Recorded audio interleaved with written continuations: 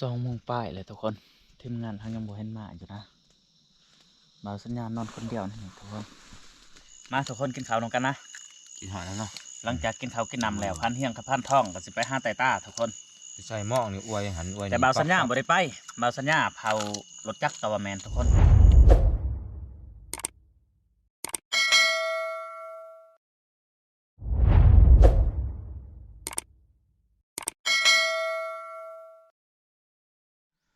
กราบทักทายสบายดีทุกคนทักทายสบายดียามค่ำๆนะ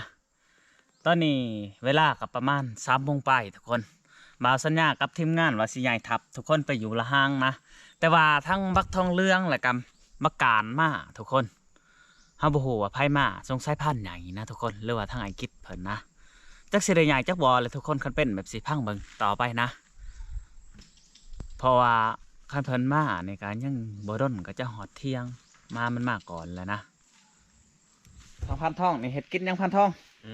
กินยังต้มนกอีกแล้วโอ้ยต้มนกแสบๆเลยมันนี่เอาออกอยู่บ่ขี่มันหากินนกเอาขี่ออกมันก็สมมุติได้กินนกเด้เฮ็ดบาดนี่กินของป่าเพิ่นบ่ค่อยเอาออกขี่มันได้มันสิกินยังมากับผู้เจ้าบ่อันนี้มาไอ้กิดได้แม่นบ่แม่นมาช่องไหนโอ้ยสงสัยกิดแล้วมาย้ำออกต้องเหลืองไอ้กิดก็พันใหญ่ไอ้ก็พันมันพันยังเกาะพันแอก็ได้คักอยู่บ่ต้มนกบ่ได้อ้อขี่นะทุกคนพันทองเห็ดมาทุกคนมากินข้าวนำกันมาเป็นได้เจ้าคิดว่าสิได้ใหญ่ที่ผักบ่พันทองหรือบ่น้ำเหมือนหูอยู่พันเฮียงว่าจังได้ขั้นพันใหญ่มากนี่ใหญ่บ่หรือบ่บ่ฮู้ใหญ่มากก็ใหญ่นะมากก็ใหญ่บ่ใหญ่ที่เข้าชิมเมื่อคือเก่าใหญ่ไปละห้างเผลอทุกคนเลยมากินข้าวร่วมกันตอนแรกๆนะหลังจากกินข้าวกินน้ำแล้วเราก็เสร็จเดินทางเลย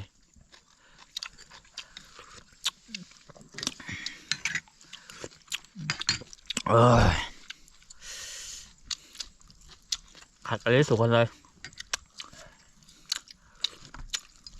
มามันก็จะกินข้าวหลวด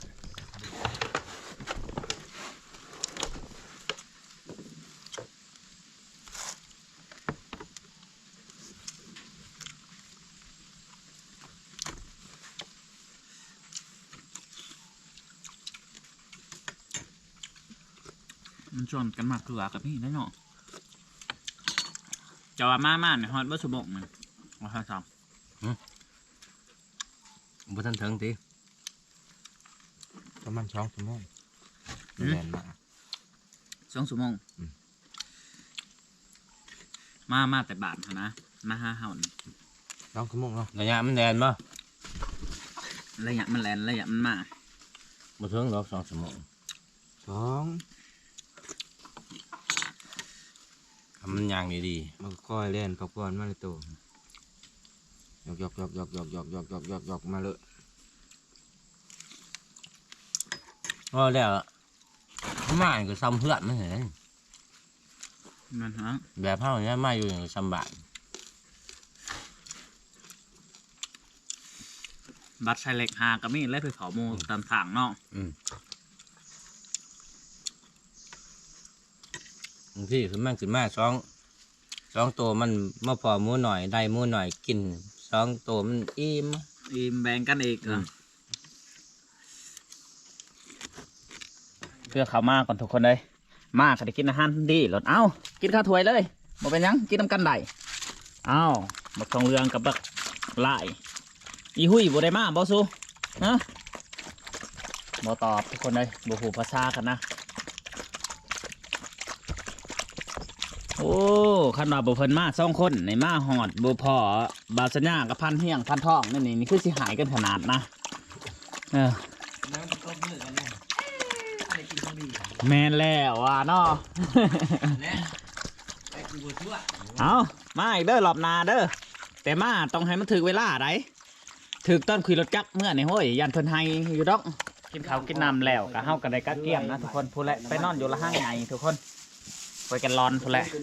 สิได้ไปหาหล่องเพื่อเท่านั้นพุ่นแล้วบืนเศร้าพุ่นแล้วทุกคนจังสิได้กลับบ้านกลับซองนะไปเอาไก่ในคันทองไปลุยบ้านในลุยเอาทุกคนเอาสิได้เดินทางเขานะใหญ่ที่พักไม่ก็ว่าแมนทุกคนเลยพุ่นแหละห้วยละห้างพุ่นแหละโอ้ยทุกคนแต่ว่าเบาสัญญาในรถเบาสัญญานี่เล็กเหยียบมันตั้มต่อทุกคนใช้เหล็กยากนะพุ่นแหละเมื่อบานพุ่นแหละจังเขาสิได้แป้งไหมนะบุหัวราคาเท่าไรนะโอ้คือสิมืดลายสองนี่ทุกคนเลย ไปลุยทุกคนบ้านนี่เมื่อยอยู่ฮะไปลุยนั่งบกใกล้กับหอดแล้วแหละทุกคนเริ่มไปแล้วนะบ้านคักแหละทุกคนเลยบ้านนี่นั่งอีกบกใกล้กับเจ้าหอดที่พักเท่าไหร่นะพุ่นแหละเห็นว่าเบาสัญญาว่าบกใกล้กับเกือบคำพุ่นแหละทุกคนไปหลุดน้ำกันเลยเฮาสิไปเบิ่งต้นหมากใหม่ก่อนนะขั้นหมากใหม่บุซุกเฮาก็สิลองเหื่อมื้อแรง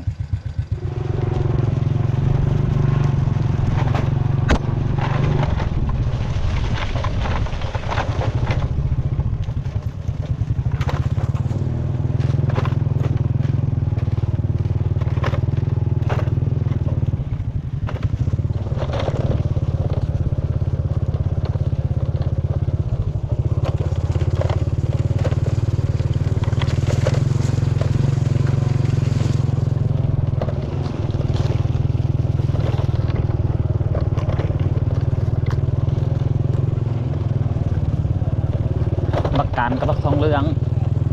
จักมาน้ำไผ่บูจักนะทุกคนใครแต่ว่ามาพอทีมงานนะสันโอ้บุคคลชิวเขา2 คนบุคคลสิหายกันบ่ให้ว่าวอีกนะมาบุพอทีมงานไปทุกคนยังอีกใกล้นะหอนไปละห้างเลยทุกคนบ้านนี้คันเฮาเมื่อทั้งคำเต้ยนี่บ่คำนะทุกคนแต่ว่าเฮาจะบ่ได้เมื่อเฮาไปเบิ่งต้นมังไม้สุกกับว่าแมนทุกคน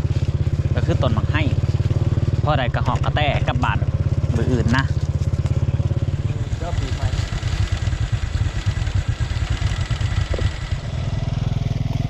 โอ้เอาสิหลอดจะบ่ได้เป็นจังซี่ฮะ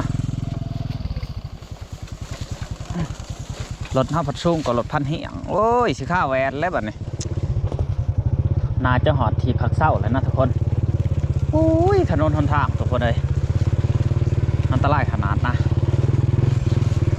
หอดแล้วว่าพันเหี่ยงนี่โอ้ไปบาทนี่หอดแล้วคนบาทนี่ รถมันหอดตัวนี้ ยังสิได้ยางอีก ยางคนละไปหนีมันหยาคุณท่าร ถ อยู่บ้านนี้ ถ้าสิยางไปต้นมังให้ผมบอก ใกล้เติบว่าจังไหนไป บ่ใกล้นะ จอดรถไว้นี่ก่อนนะทุกคนเอาสิไปเบิ่งต้นมักให้ก่อนว่ามันสุกมืดหรือบ่เอายังเกาะถ้ามันสุกบ่มืดเฮากะสิบ่ได้อยู่นะถ้าว่ามันสุกมืดเฮากะสิพักผ่อนอยู่นี่ก็ว่าแมนไปเบิ่งน้ำกันทุกคนว่ามันสุกหรือบ่นะก็ได้พันเฮียงมังให้เห็นอยู่บ่ มันกำลังลน มันกำลังหล่น นกคือสีขาวอยู่มีแต่ทาเบิ่งมืออื่นเอามาคำโพด แมนไปรอลุ่นเบอร์อื่นพุ่นแหละทุกคนมาแรงกับสิบห้าไตต้านะฮอตที่พักเลยทุกคนพันเฮียงกับพันทองยังไปเบิ่งต้นมังให้อีก2 บอนนะเพราะว่าแถวนี้ต้นมังให้มีอยู่3 ต้นทุกคนเข้าไปเบิ่งต้นตัวที่1กับว่าง่ายๆว่ามันสุกแหละทุกคนแต่มันสุกบ่ลายนะยังอีก2 ต้นเพิ่นสิไปเบิ่งหลังจากนั้นกับเพิ่นสิได้กลับทับคือเก่าเมื่อแรงเข้าสิไปไตต้านะทุกคนบ่ฮู้ว่าไผสิอยู่ทับนะไปลุ้นกันทุกคน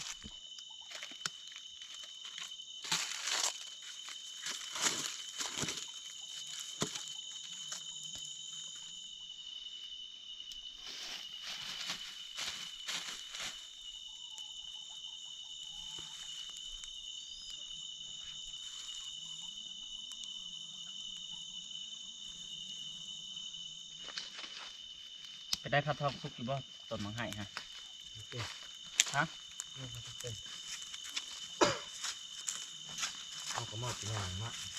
เลยลงแบกเขาบนต้นเนาะ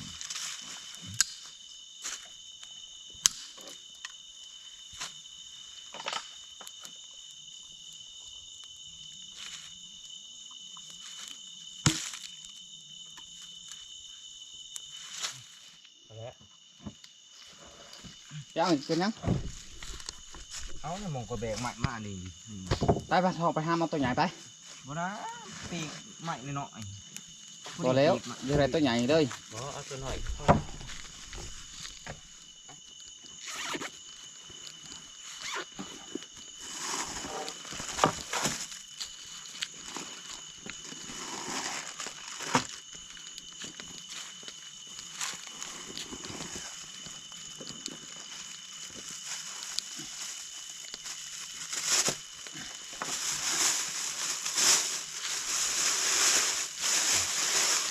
จะได้ให้กินเฮา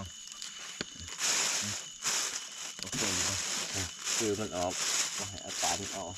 กินนี่ได้เฮาเนาะกินอาหารเก่าเฮากินนกน้อยนี่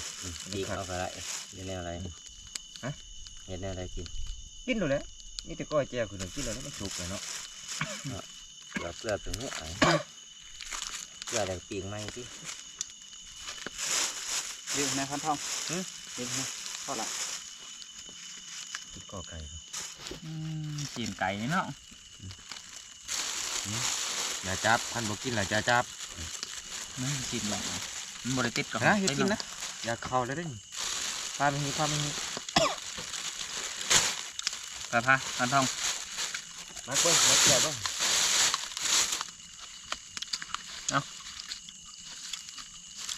จะเห็นบ่เขาชายเจ้า และสาเหตุที่เขาบอกเอา ขักได้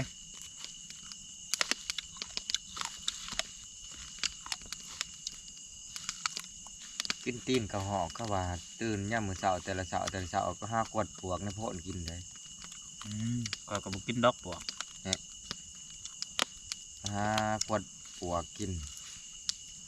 แล้วก็ไปหาแหนในมากระบก เจ้าลงมาระวังกระดูกมันนี่บักการกับบักทองเรื่องเขาจะให้เจ้าไร ให้มาการ ฮะ ให้มาการ ให้บักการให้ทองเรื่อง เนี่ยกันก็ว่าให้มาต้องเลือกจะก็ให้มาการ จังหน่อยจังกินการมาทุกคนกินข้าวลงกันนะ กินหอยแล้วเนาะ หลังจากกินข้าวกินน้ำแล้วพันเฮียงกับพันท่องก็สิไปห้าไตต้าทุกคน ใส่หม้อนี่อวยหันอวย แต่บ่าวสัญญาบ่ได้ไปบ่าวสัญญาเผารถจักรตะวันแมนทุกคนบ่ไม่ไพ่อยู่ทับพันไปก็ต้องได้อุ้มไก่ไปนำนะเพราะว่าป้าบ่ได้อย่างนี้เห็นมากิน ไปเก็บหนูกับข่อยก็อมใกล้ไป บ่ได้เนาะบ่ใช่ลา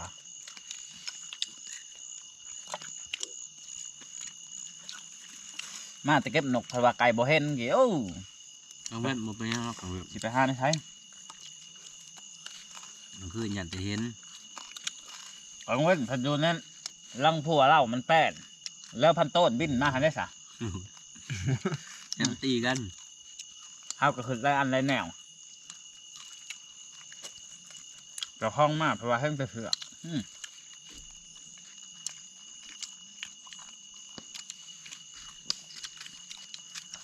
มื้อนี้ชุ่มเจ้าสิไปจนแจงเพราะว่าจังสิมา แข่งแล้ว เฮาสิทานขับเลยและช่วงเช้าๆเพื่อเฮาสิไปต่อไก่ร่องเบิ่งนะไก่ตัวเองบ่ทันได้แจ้งเกิดทานท่องไปเพราะว่าแจ้งเกิดบ้องซ่องบอลก็มาซ่องบอล ขอแจ้งเกิดให้กันแล้วไปโลดมืออื่นเจ้าจะขามไปต่ออีกฝั่งก็ได้ หลังจากกินข้าวกินน้ำแล้วทุกคนทั้งทีมงานพันเฮียงกับพันท่องเพิ่นกะสิได้ไปไต่ต้าเพิ่นสิพีเฮือ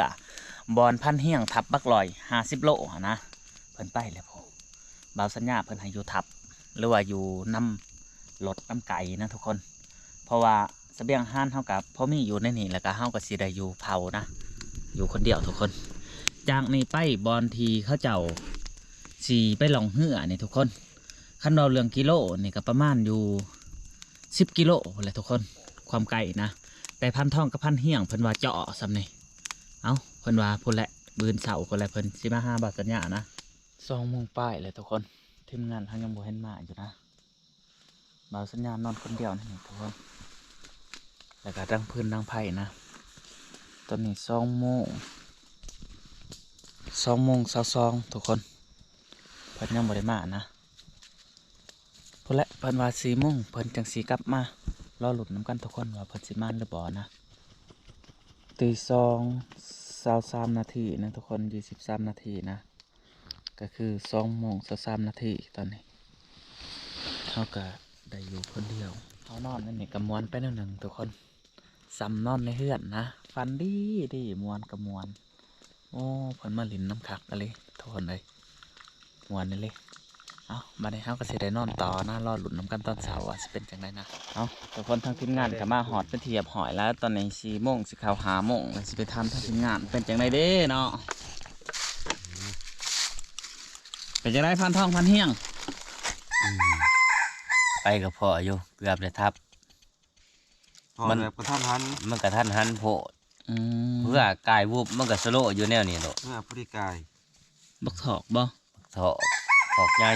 ตาแดงดิกใส่อีกอยู่ ประมาณจังโลแหละ หน่อยไปโลพุ่นแหละ เกิกไปเลย มันบ่ได้เกือกแล้วมันก็คอยย่างไปหั่นแหละ มันหก มันโพกโพดแล้วก็ต่อไปอีกกับพ่ออีกตัวหนึงมันน้อยขามน้ำวันนี้เฮือเฮาหั่นมันไปฆ่าคอนถ้าเฮือบ่ฆ่าคอนนั่นก็ผู้ดีจวบกันก็มันผู้ดีก็มันขามน้ำคอนมันดับเนี่ยเดี๋ยวเฮือก็ผู้ดีแกเฮือขามหั่นนะ ถ้าบ่แกเฮือขามหั่นก็ถือว่าถ้าบ่มีคอนตัวนั้นถือว่าเฮาได้ทับตัวที่2ครับทับตอนมัน ว่าง่ายๆว่าไม่แต่อุปสรรคเนาะ แม่น อย่ามันทุกคนเลยมือนะแกมือไหม แม่นเพื่อก็แก้ขึ้นไว้เด้สิเอาไว้ย่ามันหัวลาย หัวลายไปหรือบ่ เฮามาวันที่1เฮามาแวะย่าแล้วเฮาก็ไปพุ่นเที่ยงหน้าหน่อยเฮา เอาโอเคบัดนี้มีแต่ไปต้นบักให้เนาะ อืม เริ่มแจ้งแล้วนะทุกคนทางทีมงานก็ไปพกต้นบักใหม่แล้วกับพันทองเฮาสิได้ไปต่อไก่นะทุกคนเราหลุนน้ำกันว่ามือสุดท้ายนี่บาสัญญาสิได้แจ้งเกิดหรือบ่นะเราหลุนน้ำกันเลยทุกคนกำลังไปทุกคนพูดละห้าสิต่อทางล่างเข้าเบาเหี้ยงพูดละเพราะว่าเขาจะว่าไก่ขั้นทางนั้นลายนะ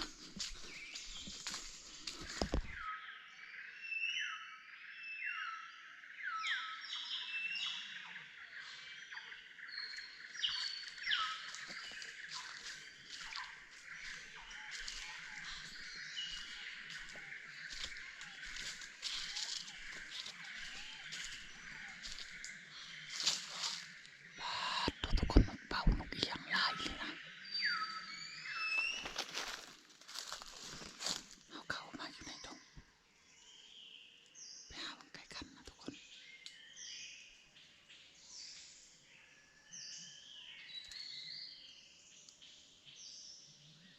มีแต่เสียงนก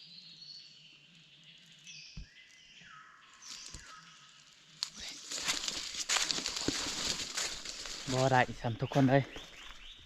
เราสัญญาต่อไก่ฮะนะมันเข่าแต่ทางลังจังมันเป็นเลยทุกคนเข่าทางลังเขาดีขนาดแลนมาสันโอ้โอ้โอ้โอ้ว่าจะให้มันเตะขืนทุกคนมาแลนมาหอดผัดมันเห็นคือเกาบินคือเกาทุกคนเลยไก่3 โตจักมือได้แหละจังสีได้น้ำโหพันทองมันเศร้าในใดนะทุกคนแต่ว่าเบาสัญญาต่อบ่เป็นนะโอ้ยผ่านไปจนใดต่อไก่กระบอกได้ทุกคนเลยโอ้โหทีมงานทำมาเลยหรือยังนะโอ้ยเมื่อยเด้ไก่พ่อสิได้กระบอกได้เฮ็ดไม่ได้กระบอกได้โอ้มาแล้วทุกคน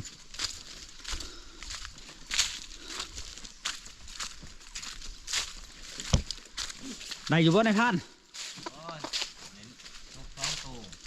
ในนก2 โตคืออยู่เฮิงแท้ซะ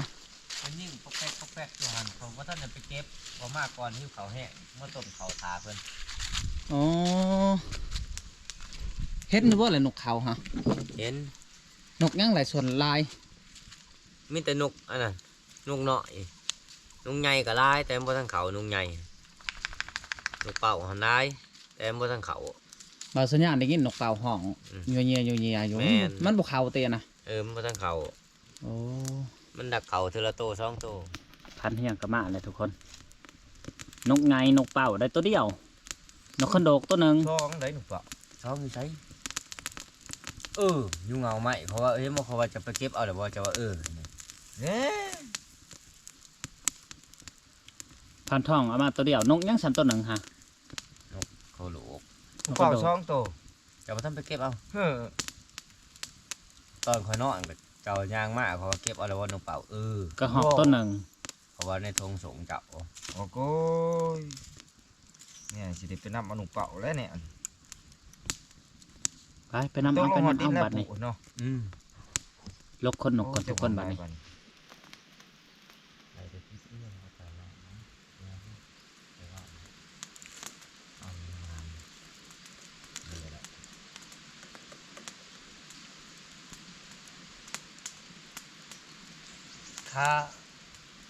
ถ้าไปบ่พอนะครับโมงขึ้น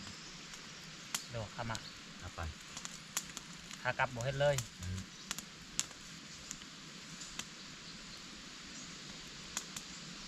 ให้เห็นตามาหันขับกระทันบ่ มาทัน มันเกิดไปก่อน บ่ได้คือแล้วกี่เมื่อมันกลายก่อนเมื่อบ่กลายกับท่านนะครับ ตอนอยู่จอมันผมบ่เห็นพระบ่เห็นตามันตัดใกล้แล้วมันเห็นใกล้เติบบ่ กับบ่กลายให้บ่ได้เห็นปรับเมื่อมันก็กลายบางผมใหม่เลย ถอยกำลังถัดไปแล้ว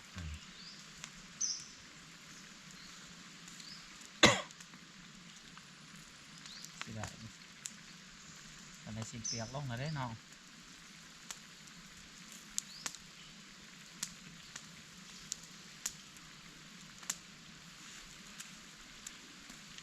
โอ้ขอยเห็นองค์หนึ่งอยู่อันนั้นโตบ่ได้มา ถอยเข้าขังนอกนี่ บ่วงกับบ่วงอันเดียวกินอะไรบัดนี้ คนนึงสดก้อน มันน่าคือว่าบ่วง เงินให้ สอง คน สาม นึง อัน บ้านชามันแต่ขอมา มาทุกคนกินข้าวนำกันนะกินข้าวเช้าช่วง12 โมงป้ายทุกคนกินข้าวเจ้ากินแบบง่ายๆแล้วนะเหมือนกินแบบกินข้าวเหนียวฮะแต่มันเมื่อก่อน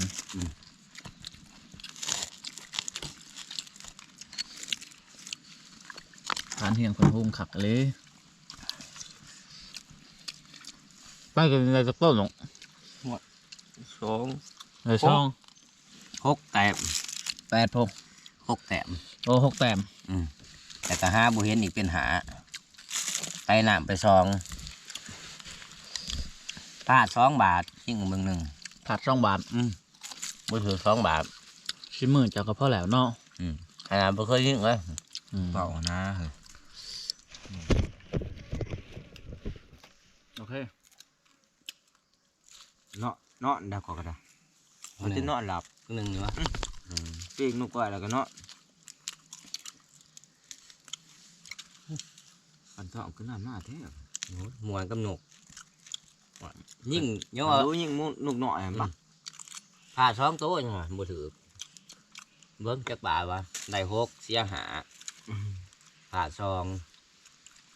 13เนาะ 13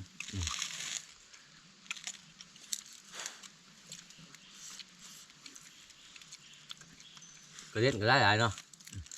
พลาดก็เล่นแน่ตัวหนึ่ง ได้บ่ ตกลงตัวหนึ่ง5บ่เห็น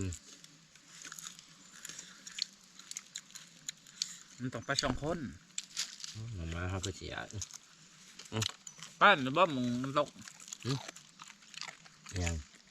บ่นกตกนะตอนไม่ให้หันป้านหรือบ่ แป้นหันแน่บ่คืออยู่เอาเหล้าเลย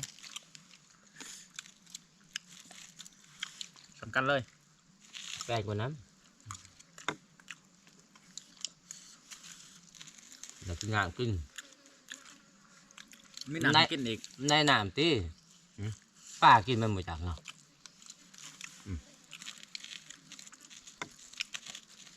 ยานอยู่